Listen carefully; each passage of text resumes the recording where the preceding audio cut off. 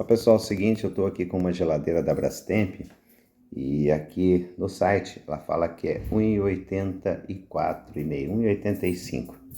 E o cliente comprou, tá aqui os móveis pronto, o caldereto, e a geladeira chegou. Só que ela tem 1,95.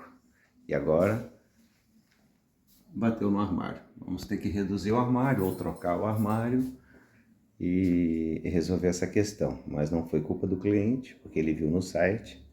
E não foi culpa da loja, do projetista, porque é uma medida que a gente deixa mesmo de 1,90. Então, 1,90 no caso não resolveu.